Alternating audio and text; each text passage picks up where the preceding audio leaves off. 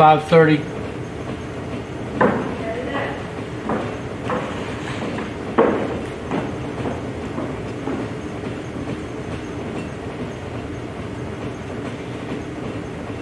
Good evening. Thank you guys so much for joining in with us during our live stream this evening.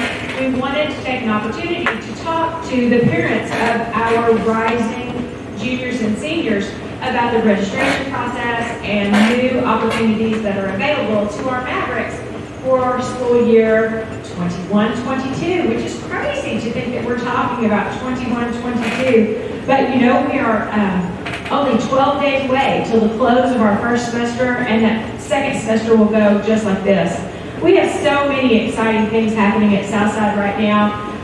You can't come anywhere near our campus and miss the amazing opportunities that are happening through construction. And a lot of the focus has been on the freshman center that's being built, and it is state-of-the-art and incredible. But there are so many other opportunities that are being built as well.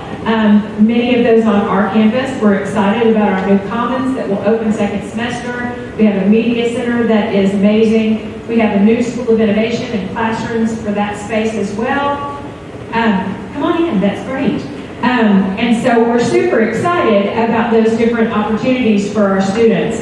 Another opportunity that is so important for parents of juniors and seniors to know about is the amazing career and tech opportunities that are available to students, not just here at Southside with our new programs, but also at the Peak Center of Innovation that is under construction right now. It is an amazingly beautiful, state-of-the-art facility for an entirely different type of teaching and learning.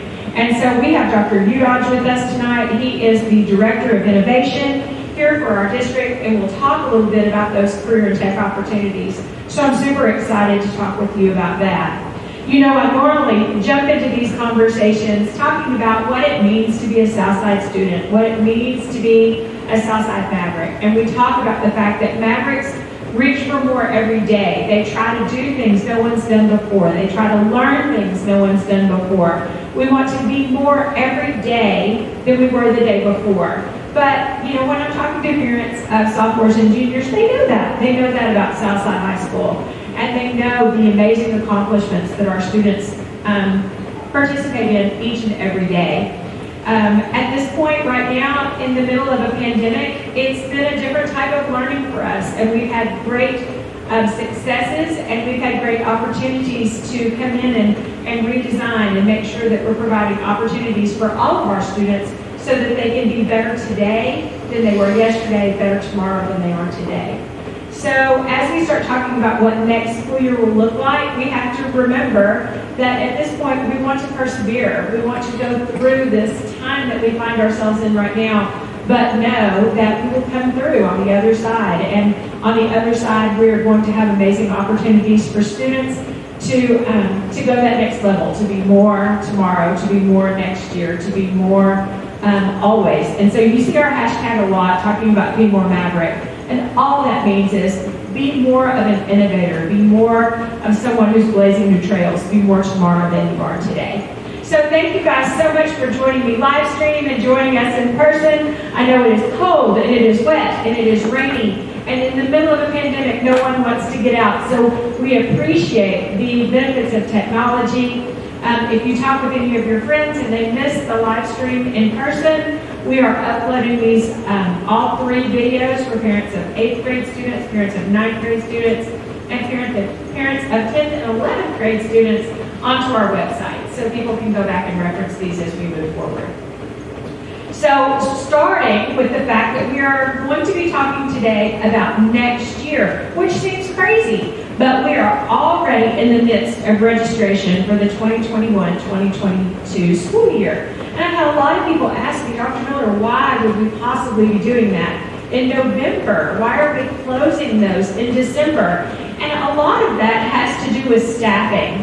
You know, when you are in the middle of a reconfiguration and you're hiring for new positions, we want to make sure that we're good stewards of the finances of the district, which come to us through the taxpayers of the community. And in order to do that, we don't want to go out and blindly hire for positions without having a good feel for what students' interests are, what are the career paths, what are the classes that they want to take. So we've accelerated that registration process a little bit this year so that we're able to put together our master schedule earlier than what we've done in the past and have really good, firm numbers about where we need our teaching positions in the fall. We feel like by doing that process earlier, it provides a lot of opportunities for your students to be able to do applications for concurrent credit, to make decisions on AP classes. And it's our hope that those schedules will be run very, very early. Our teachers will know exactly what their positions look like. We'll have opportunities to know about schedules much earlier than we ever have before. And with us having 1,000 new students next year, remember we'll graduate off 500.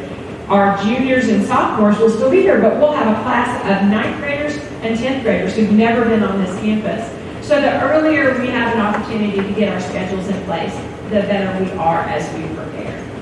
So that being said, I have a couple of documents here that I'm going to read off of. One of those is a course selection sheet that we have here for juniors and seniors.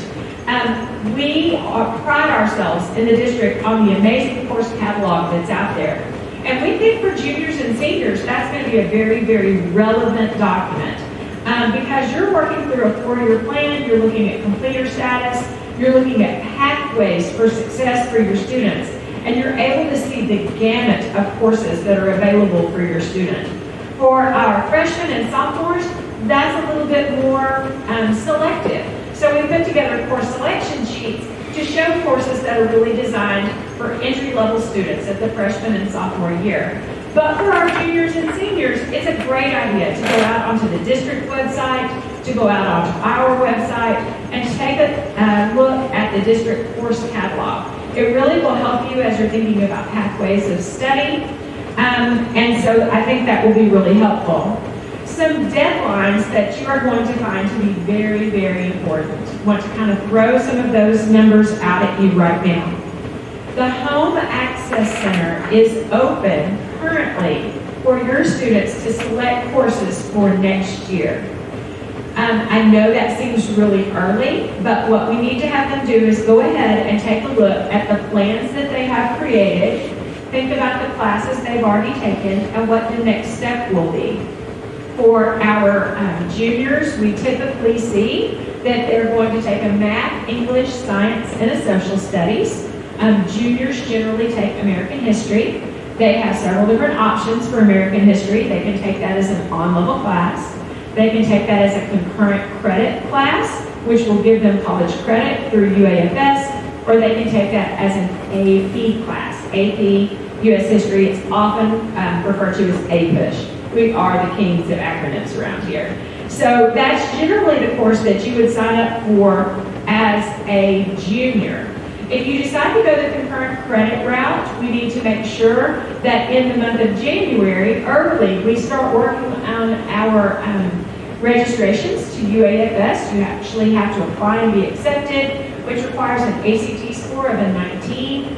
Some of our juniors don't have those good ACT scores quite yet because they take that exam in February, but we can get you in provisionally and make sure that we have that ACT to support it. I don't know why I can't talk tonight. ACT to support that with the February ACT or one that follows in the spring. So those are really good options for social studies. For our math courses for juniors, generally what we see is a lot of our juniors will take on-level Algebra 2. That tends to be the course if they are following that math trajectory. Our students who've already had Algebra 2 will often go in and take pre-calculus. That's a very common one that we see. Sometimes they'll also think about AP statistics. That's a common junior level course. We also see sometimes our students who prefer to go a different route, who are not interested in the calculus curriculum. We often see those students who will opt for Algebra 3 if they took Algebra 2 as a sophomore, or many times they'll consider concurrent credit college algebra, which is wonderful. It provides a credit for math for the college level. And we see those same courses being considered of our seniors. Our seniors who are looking at math classes generally are looking at those same type of classes. They've had Algebra 2 at this point.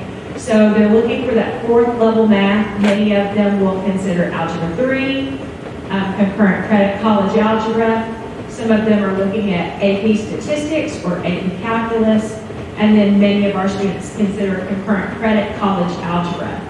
So those are great options for math. Our juniors and seniors generally both take math because that is required for 4 years. So our seniors generally do not have a social studies requirement. Many of them have met their social studies requirement their senior year. The most important thing to do is to remember that those students need to have had world history, U.S. history, civics, and economics. So anything in the social studies realm beyond that, I would consider to be grading. We also have 4 years of an English requirement, so all of our juniors and seniors take English. There's a junior level English class, a senior level English class. We also have 2 different options for students who wish to accelerate. We have AP English Language, AP English Literature. Language we generally take our junior year, literature we take our senior year, and then we offer Comp 1 and Comp 2 as concurrent credit classes. All of those options are in the course catalog. It seems like a lot when I'm just talking about it, but honestly, if you had that catalog out and you were walking it through with me, you'll see that they're just right in line. The junior-senior options for English, math, and social studies. The last course that we would talk about would be senior level science. Generally what we'll see in the science world, many of our students will have already met that requirement by their senior year, but students that are taking additional science classes often think about classes such as AP Chemistry, AP Physics, Anatomy and Physiology, Environmental Science, AP Environmental Science. Generally, by the time we get to our senior year, we're looking at a science elective. So the courses that for seniors, every senior generally takes their senior year for the course are going to be English and math. Usually if they're taking social studies or science their senior year, that's an elective. For juniors, I'm sorry juniors, you're going to have to take all 4 courses, math, science, English, and social studies. And you can follow that trajectory right along in the course catalog. But by the time you get to be a junior and a senior, electives are your oyster, right? There are so many, the world's your oyster, so many amazing options out there in so many different completer categories. We generally see our students will be taking the 2nd year of a foreign language, sometimes the 3rd, the 4th year of a foreign language. In Spanish, we even offer a 5th year of Spanish called conversational Spanish. So many options in the foreign language area for electives. We also have a lot of different options available in computer science. We have mobile app development 1 and 2. We have computer science principles. We have lots of different AP computer science courses. So lots of courses in the computer science field. I always have juniors and seniors that want to sign up for family and consumer science. The issue with family and consumer science is that really is considered to be a freshman, sophomore level course because it is a foundational course. We have courses that we consider to be foundational courses that we generally encourage at the freshman and sophomore year. Those foundational level courses would be classes such as family and consumer science. It's the foundational course for that pathway. If your students have had that class, any of the upper level family and consumer science classes are available to them. Food and nutrition, housing and interior design, clothing and textiles, lifespan development. Even for some of our students who already have lifespan development, there's Introduction to Education 1 and 2. I believe they're called Foundations of Teaching now. So as long as your students have had those foundational courses, any of those upper level courses are available to them. Juniors may be able to get a seat in one of those foundational courses if there are seats available after we see our freshmen and sophomores, but generally for our seniors, a foundational level course would not be appropriate for them. There are some other foundational level courses. I mentioned Survey of Business. That's a foundational level course for all of our business classes. And we generally encourage that for our freshmen and our sophomores so that they're able to continue on that business pathway. If the class is not full, then we can seat some juniors. We generally will not seat seniors in a foundational level course. We're adding some amazing courses to our business pathway. This year, you will have seen we offer hospitality and tourism. We offer medical office management. We offer transportation and logistics, in addition to supply chain. We offer marketing. We offer marketing business enterprise. And we're super excited next year for our seniors who are working their way through this pathway. If they've had Survey of Business and any marketing level course, next year we're going to offer small business operations. And the exciting thing about our small business operations class is they're going to operate a business here on campus.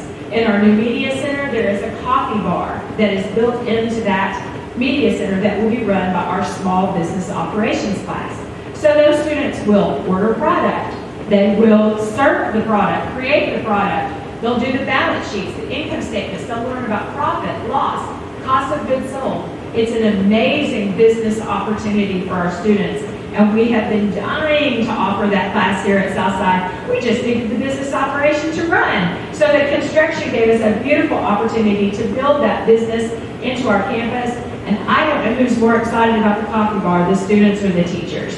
They tell me all the time, you're going to have to give me a spot in there in the mornings.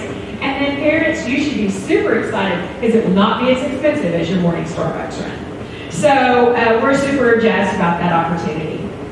One pathway that we offered this year that was new for us was the sports medicine pathway. And Foundations of Sports Medicine is that foundational course. This year, that course was offered to pretty much anyone because it was the first year of the course. Next year, we'll fill that course beginning with freshmen and sophomores so that they can build that pathway. They can take injury assessment and move on to the next level. If they begin those early, they can even go on to do an internship as a student trainer. And we're super excited about those opportunities. So if any of my sophomores are currently taking Foundations of Sports Medicine, I encourage you to sign up for the next level of that class. You'll have an amazing opportunity to do that as a junior and then to be an intern in that field as a senior. But juniors, don't fear. If those classes don't fill up, we will put juniors in the first year of sports medicine. So those are going to be some really amazing opportunities. Last but not least, there are several different principles classes, and we'll talk about those here in a minute when Dr. Udouj comes up and talks about the Peak Center. So I know that that's a lot of information just to talk about.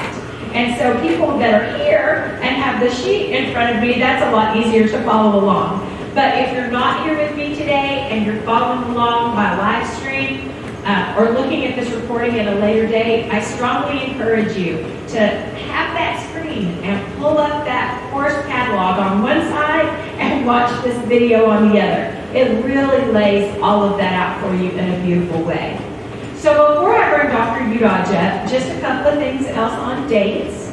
The home access portal for you to choose courses closes December the 11th. So we need all of our students to go in and get their course selections in by December the 11th. Today's the 3rd, so it's a week from tomorrow. So we're going to be really strongly encouraging you to go put those courses in for next year. What we'll be doing the week after that is we run a report for students with no course requests. And we'll start reaching out. We need to get your course requests. We need to get your course requests. Because beginning the first week of January, we're going to start doing applications to UAFS, applications to the Peak Center, applications to WATSE. And so we need to know who's interested in those courses to get those applications underway and to make sure we have our seats available for that for next year. So that deadline of December the 11th can't be overstated. It's really important for you to get into that.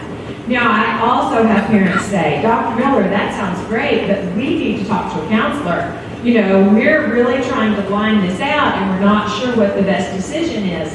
And right now, the counselors are really hard to get in with. You may go out on their website and try to get a Calendly appointment, but never fear. What we're going to do is in the spring, once those course requests are in, they'll pull your student's course verification sheet and meet with each and every one of our sophomores and juniors, take a look at their courses, take a look at their transcript, and make sure that the courses they've signed up for align with what they tell us their career goals and aspirations are. The last thing I'll say before I turn this over, and I think I said that already, sorry, I always come up with things. People ask me a lot, Dr. Miller, why is it such a big deal that my 14, 15, 16-year-old child be able to tell you what they want to do as a career? You know, they're young. They don't even have a fully developed frontal cortex till they're 25. Why do I need to know these things? And I say, you're exactly right. People change their minds all the time. And there's no question that if you look at the research, they say students go through so many different careers in their lifetime.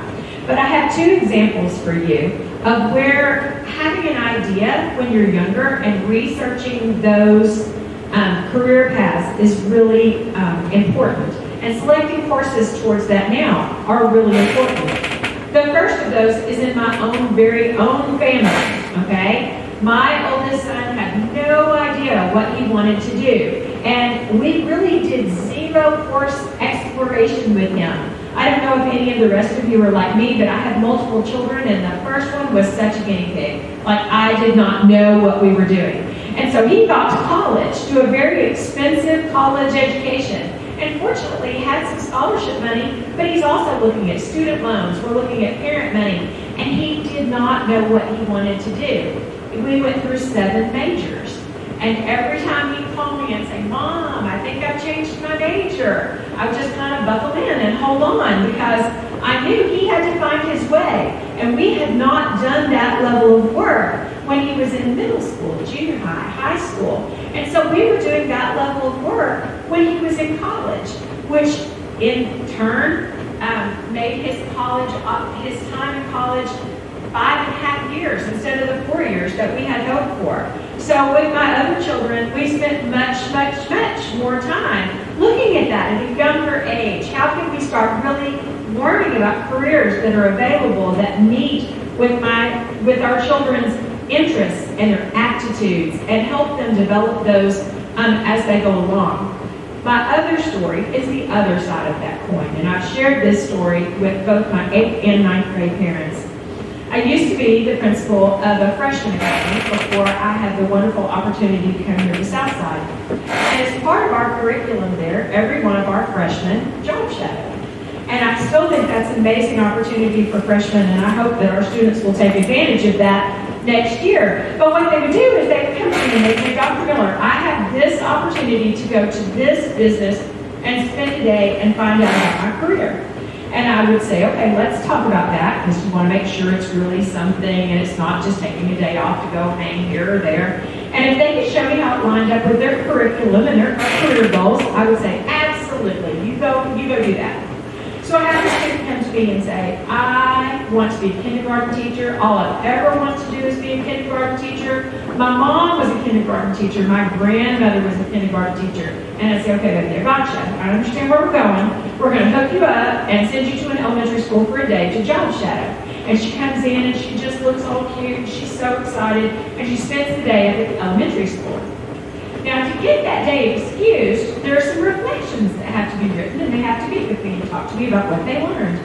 So she came in at lunch and sat down, and she had this look on her face. And I said, oh, honey, what's wrong? And she said, Dr. Miller, I never want to be a kindergarten teacher. That was the worst day of my entire life. They cried. They couldn't open their milk cartons. They were spitting up. I would try to talk. They were going everywhere. There was no control. I never want to do that. And my comment to her was, aren't you glad you found that out now? Because in a traditional setting, our students don't spend any time in a classroom until they're a junior in college. And by that time, look at the money and the time and the opportunity that's been wasted. When we can start talking about careers and goals and aspirations and lining up coursework and hands-on opportunities, making sure that if you want to be a physician, we're getting you an anatomy and getting you opportunities to shadow and getting you out to the Peak Center to talk about medical opportunities. If you want to go to law school, what are all of the different amazing opportunities we can give you for pre-professional work? If you want a good paying career right out of high school, how do we set you up for that? And so that is why I think these conversations are so critically important. So I've kind of set the table, and at that point I'm going to bring Dr. Udouj up, and he's going to talk to you about the newly developed Peak Center for Innovation and the opportunities available there. Thank you, Dr. Miller. Okay, that's great. As Dr. Miller mentioned, all the excellent career and technical education programs that are right here at Southside High School that you all have access to now. There's a new one coming, and that's the Peak Innovation Center. That will open next August in partnership with the University of Arkansas Portsmouth. If you've heard of the WATSI program, this will be an extension of that, but it's also kind of a rebirth of the WATSI program. This will be a brand new place, state-of-the-art equipment, and some new programs being added. Right now at the Western Arkansas Technical Center, you've got automotive, welding, the CNA classes, and I think medical office assistant are available there. So students who are juniors and seniors can sign up for that now and be able to take those classes next year if they're senior. But at the Peak Innovation Center, we're going to offer some new programs in advanced manufacturing. We spent the last several years talking to business and industry leaders, talking to community leaders, looking at what skills are needed for students when they graduate from high school to go to work or to continue on to post-secondary education. And advanced manufacturing is one that came up again and again. So the computer integrated machining program, robotics and automation, and the industrial maintenance programs are three of the advanced manufacturing programs that are going to be offered at Peak. In addition to concurrent credit classes that you would take there, or college credit at no charge to you, you would also have opportunities for internships and work-based learning. So we'll be bringing in industry leaders, we'll be taking you out to places so that you get to see what it's like, and as Dr. Miller mentioned, maybe decide it's not for you. And that does happen, and that's okay. We also are looking at healthcare sciences. In healthcare sciences, there's a huge need right now, as you know, with the pandemic, for nurses. So there's an LPN program, pilot program at WATSI right now, and that's going to move out and be able to expand our capacity in addition to the CNA program. So licensed practical nursing. A student will graduate from Southside High School, and that summer will take the NCLEX and be an LPN.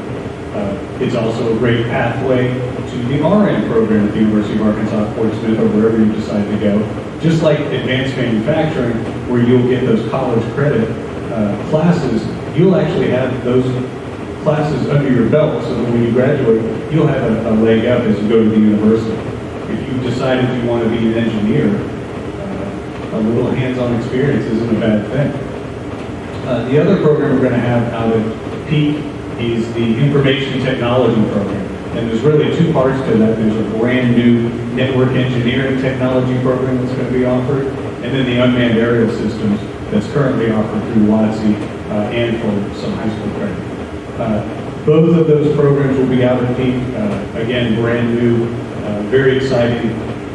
As part of the process in putting this together, when we met with the industry leaders and in just talking to the university and the high school teachers too, looking at what type of skills students need to be successful in a program like Peak or in WATSI and in college, we come up with some foundational level classes that we just started this year at Southside. So we have the foundations of healthcare science, foundations of advanced manufacturing, and foundations of IT, in addition to the foundations classes that Dr. Miller's already mentioned.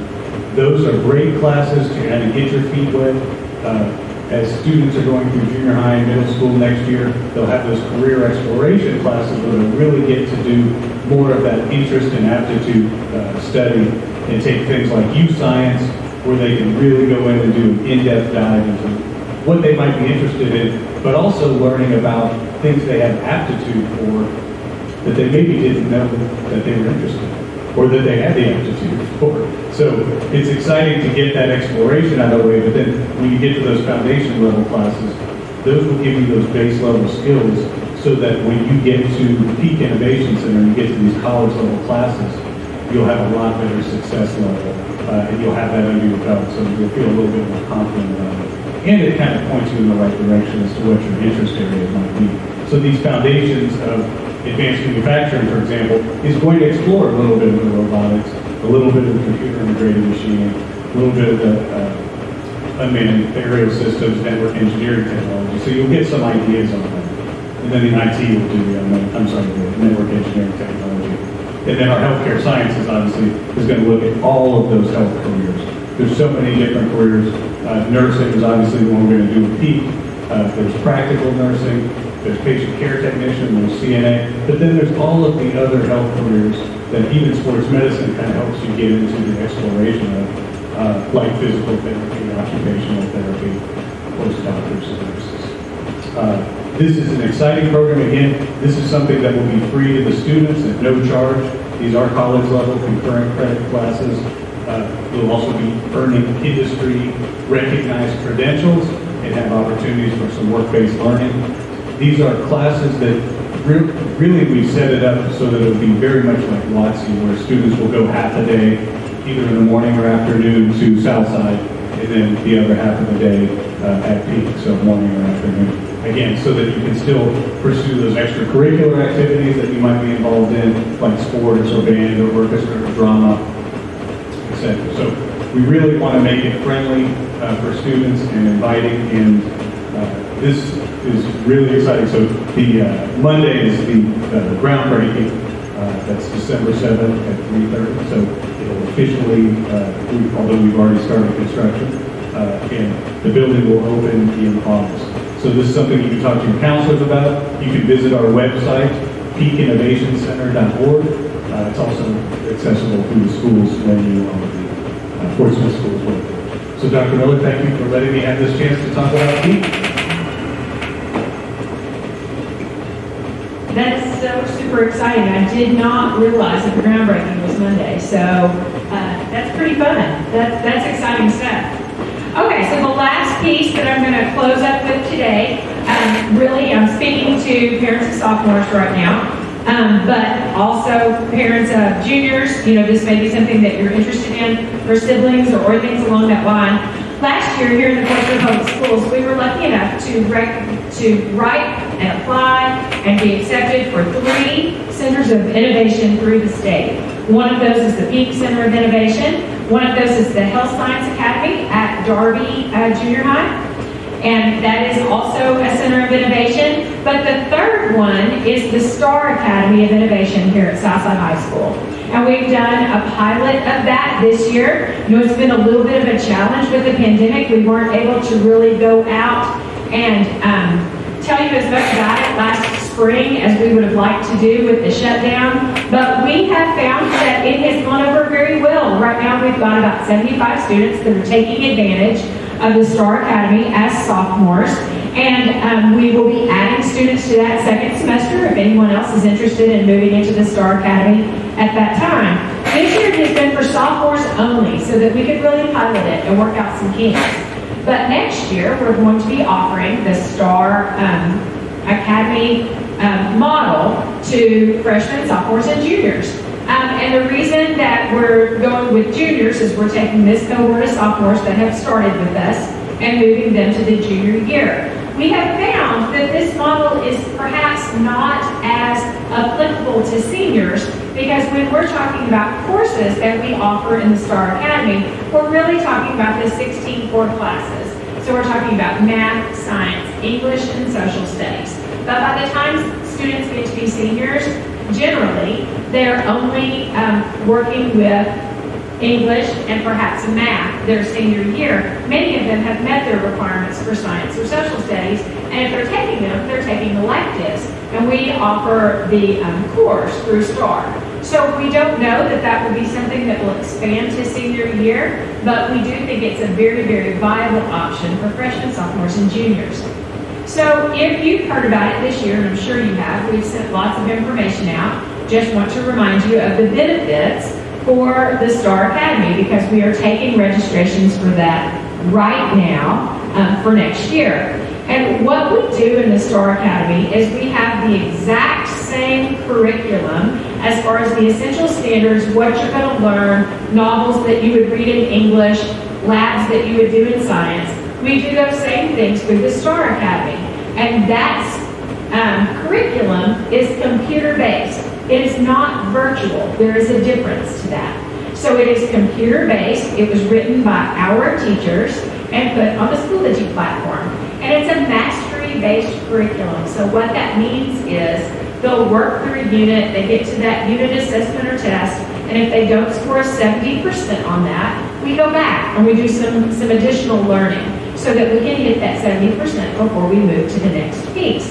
So if students are staying on track, getting the work done, those grades should be indicative of what they've learned in a mastery setting. So students that are in STAR right now are sophomores, and they have options to them such as sophomore English, pre-AP sophomore English. They have geometry, pre-AP geometry, algebra 2, pre-AP algebra 2. They have chemistry, biology. They also have civics and economics that are available within the STAR Academy. And it's a real different setting. It's a different vibe. It's kind of a school within a school. So what would happen is those students that are working in the STAR Academy are working either at the teacher's pace or faster. We don't want students falling behind. So they would work at whatever the teacher's pace is, or they can accelerate. So what they would do is they would come in, and for the first 2 weeks of a semester, they follow their bell schedule. So if they have English first period, they'll go to their English teacher. And science second period, they'll go to their science teacher. And then they might go out for an elective, and they take electives with all of their peers. And then they might come back in for social studies, and then they might go out for another elective. So the most classes they would have in the STAR Academy, which is located in the new classrooms above the new administrative office, is 4, Math, Science, English, and Social Studies. If they take an AP version of that, they would go out and take it with their AP teacher. So they're in these rooms. And after the first 2 weeks, they get some real opportunities. During the first 2 weeks, we teach them how it works. We teach them time management. We teach them how to work with their calendar. How do we ask questions? How do we work collaboratively? And at the end of that first 2 weeks, if they're on track, they get what we call a free flow card. Okay, now I don't really handle a card, but they get the ability to free flow. And what that means is, I could work in my English teacher's room, which might be kind of a group room today, kind of loud, got a little bit of a vibe, maybe there's some music going. Or if I really need to buckle down and get a bunch of stuff done, I might do my English assignment, but I might do it in Mr. Zamino's social studies classroom, because they're in a quiet room today. Every room has a little bit of a different feel and a little bit of a different vibe. There's tables in there, there's social settings in there. They might want to sit on the couch and work. They can work together with a peer. They can work independently if that's how they prefer to work. There's some social seating out in the hallway where they can go out and work on a project. So it's got a different feel to it. Students have the opportunity to take it and run. Some of our students who really have a lot of obligations outside of school are able to say, okay, I know I've got a volleyball tournament out of town this weekend, so I'm really going to work in advance because I'm probably going to miss Friday, so I need to make sure all my Friday stuff is completely done. They're able to balance that workload around their schedule. The other thing they can do is really advance through the curriculum. If they know they want to be a part of the LPN program at Peak, and they know their senior year they're going to be doing nursing school and clinicals, they may want to get through their course a little quicker. And so they have the opportunity to move faster. They can do more than a semester in a semester's time. True story. I have a student taking Algebra 2 in there this semester. She's really good at math. She has finished the entire year of Algebra 2 in this semester. So next semester, she's going to start pre-cal. She's doing that early, so now she won't need that math class as a senior. She could take another AP class, a concurrent credit class, or she could go to P. She has the ability to have an associate's degree paid for when she finishes because she accelerated. Now, there's a couple of different pieces. This type of learning is not for everyone. Okay, I'm making sure I'm saying that. It is not for everyone. Because teachers do not stand up and lecture in front of that class. That is not how it works because every student's in a different place. If you need assistance from a teacher, what we do is we teach you to talk to the teacher, say, hey, I need to come in and get some help. We're working on quadratics today in algebra and I do not get it. Can I come sit with you? Or if there's a student who sits in the back of the class and never raises their hand because they don't want that attention drawn, we teach them to email their teacher, can I make an appointment to come see you third period for the first 15 minutes? And then instead of getting a big group lesson, we're going to sit side by side and I'm going to do it with you one-on-one, more like a tutoring situation.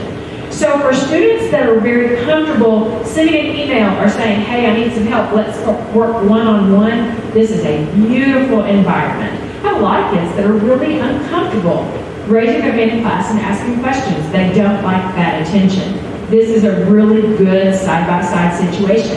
It does require a little bit of self-discipline. I'd be lying if I said it doesn't. You have to make sure that you're staying on track.